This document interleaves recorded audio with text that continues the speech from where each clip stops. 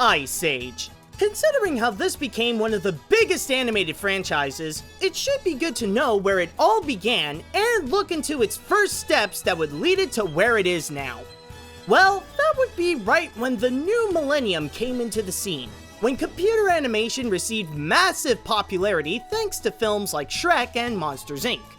After the financial failure of Titan AE, Don Bluth and Gary Goldman was originally offered to make an animated film about the Ice Age, but decided not to do it, and the script moved on to the newly founded animation studio Blue Sky and was left in the hands of Carlos Saldana and Chris Wedge, where it would become the studio's most beloved animated feature, where they would show the adventures of these characters again and again and again and again. Oh god, please make it stop! They only get worse to the point of being unbearable! But now that we're going back to Ice Age number 1, will it bring us back to a time when Sid, Manny, and Diego were enjoyable? Or is Ice Age in general a big mistake? Let's find out. The story. On the surface, it does seem like it has a rather weak story. It's basically about 3 guys from different backgrounds who has to take this baby from point A to point B and would go through obstacles along the way. It's predictable and you know what the characters will go through in their journey. So it's easy to say that the story sucks, right? Actually, no. Maybe it doesn't offer much with the plot, but the point of the film is to be a comedy, and that's where the movie works. It's not about what the journey is, it's what's in the journey, which is highly character-driven, with Sid, Manny, and Diego carrying not only the baby, but also the whole feature along the way. It would take the time to see how the characters would interact with each other and explain where they come from and why do they want to help this baby. In terms of the comedy, it's more of a mix of the dialogue and cartoon slapstick. For the latter, it would mostly come from Sid with some of the shenanigans that he finds himself in, and from Scrat looking for a place to put his acorn, which his significance in the plot is very minor, but can still have his cute moments. As for the dialogue, that would come with Manny and Diego's interactions with Sid, giving this movie some very clever wit and one of its strongest assets. You two are a bit of an odd couple. There is no us. I see. Can't have one of your own, so you want to adopt. However, it's not all fun and gags in the film. If there's one thing stronger than the humor, it's the emotion it tries to capture. There are many moments when it can get serious and capture some powerful moments, whether it be a sense of danger when the other Sabertooths are around, or the sadness when discovering Manny's past. As an animated comedy, it knows that it's not doing it for the story itself, but it's doing it to get the right emotions from the audience, and that's how it has a good story. The animation. I know this is both the first Ice Age film and the first animated film from Blue Sky Studios, but admittedly, you could tell that this is early computer animation. I'll get more into that later, but that's not to say that what's done here is visually bad. A lot of components here in concept are done very well, including the character designs that show a variety of animals from the Ice Age by giving them a more animated look, but still keep their unique details to show their creative prehistoric side. Also, the character animation is very strong for what it's trying to ask the animators to do here. I mean, you have these very distinctive characters that are vastly different from each other and would have to figure out how they would move in a certain situation. You have Manny as a huge mammoth, Diego as a cunning tiger, and Sid that's more like a rubbery cartoon character. Not to mention the other animals included like Scrat and the Brontops. However, I would say the one thing that isn't as impressive conceptually is the backgrounds. Since it's the Ice Age, that's what you mostly get. Ice. The only exception is when they get into the cave and they see all the cave paintings, the frozen creatures, and the huge slide.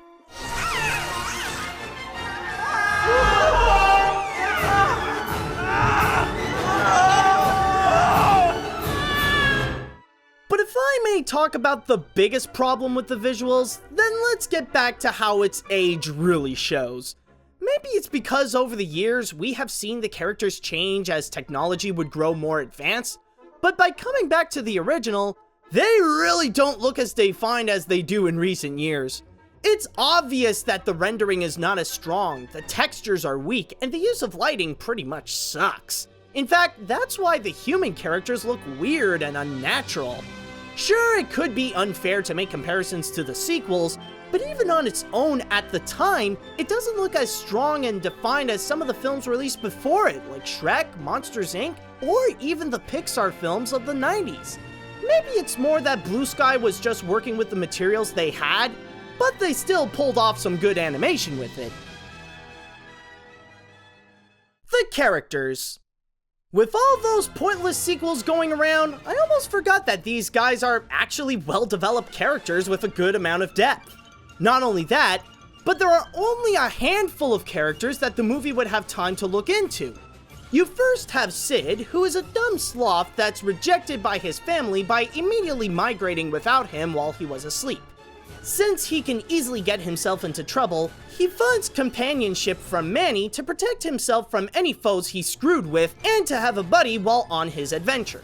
Speaking of Manny, he's more of a bitter mammoth due to his dark past who finds himself wrapped up in Sid's crazy situations, but has enough of a heart to know what would be the right thing to do, even if the goal would be to get rid of Sid.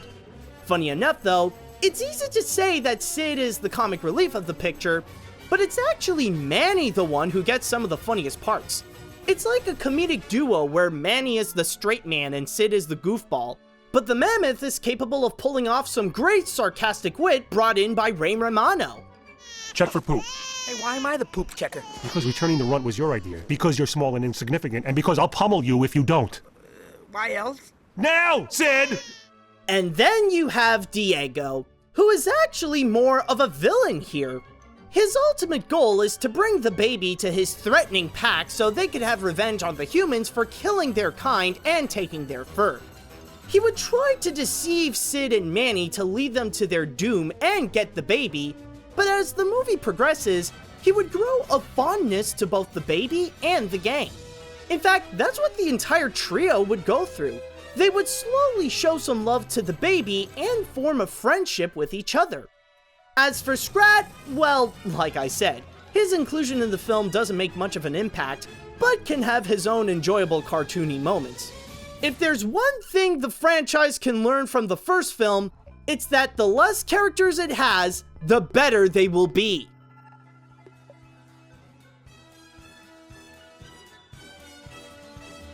Before it became one of the biggest animated franchises, before all the pointless comic reliefs, and before all those stupid sequels, it was just one good movie.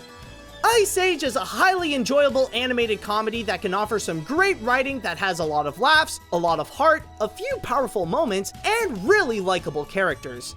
Maybe the animation can be dated, but it's still well done for what it is.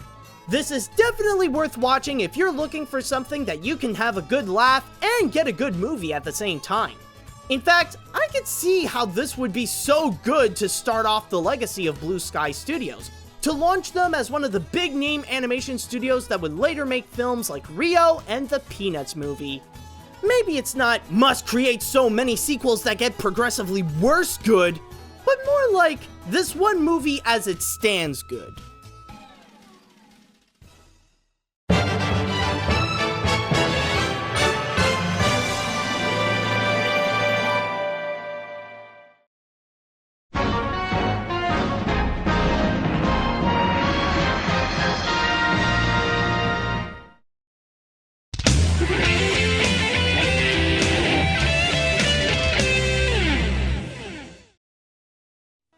Hey guys, this is AniMat, and I just gotta say, wow, this definitely was a unique experience for me because it has been such a long time since I have seen the first Ice Age film, or at the very least in its entire completion.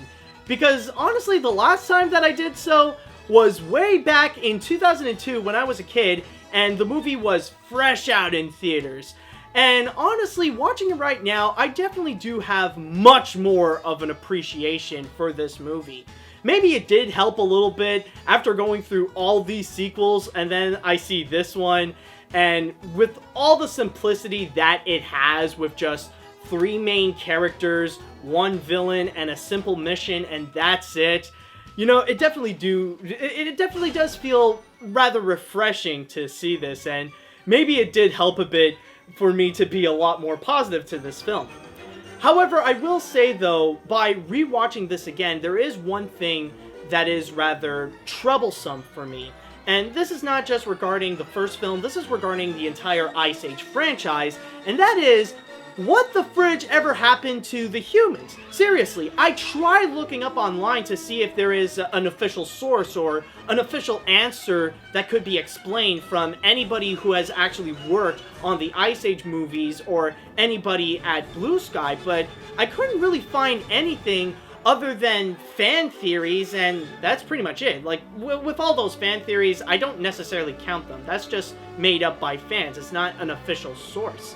And what really is troublesome is that when you do think about the sequels, it's kind of like the continuity that they would ever bring up, it's just among the sequels, and that's it. The only thing that they brought from the first film is just the core concept of the fact that Manny, Sid, and Diego are friends, and that is it. Because whenever they would bring up anything from the previous sequels and stuff like that, it's usually with all the previous characters or the updates on how they've grown and be more mature and stuff like that. Rather it be with the relationship between Manny and the Queen Latifah mammoth, with the possums, with Buck, with Sid's grandma, and the rest follows, you know? You guys know what I mean, right? It's kind of like the sequels kind of live in its own universe, in a sense, and it doesn't really care much about the first movie, which is why, when you watch the first film, it kind of feels like it's its own movie. And considering how complex the sequels have become by adding in so many characters, and it tries so hard to be more cartoony, to desperately try to be funny, it definitely does show how it really tries to go away from being the first film, which is really weird because it's been unanimously agreed that the first film is actually like the best one of the entire movies. And in terms of the humans, I tried looking up if there's anything going on with the humans, or if we would ever see any humans again in the franchise, and the only thing I could find is that apparently Santa came in to the Christmas special, and that's it. And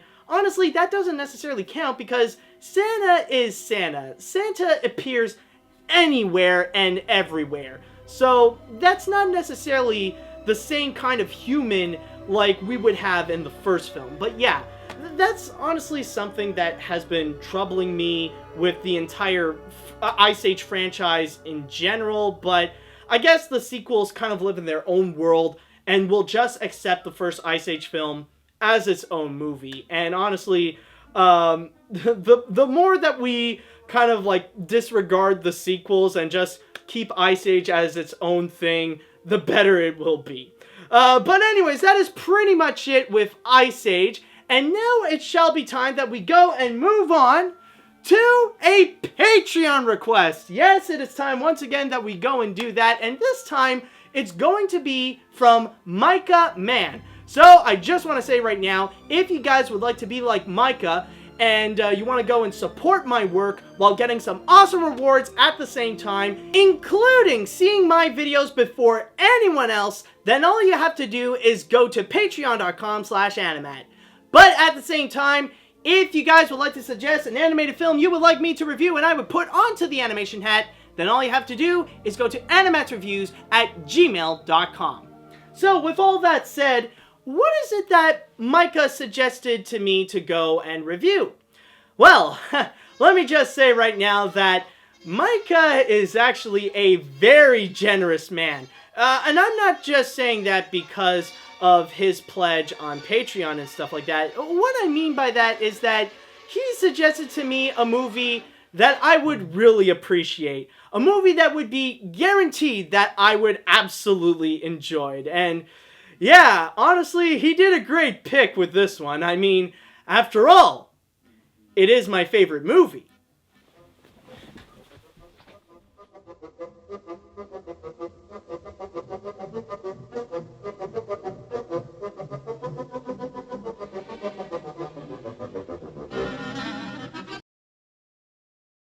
Okay then, thanks for the help. I can take it from here.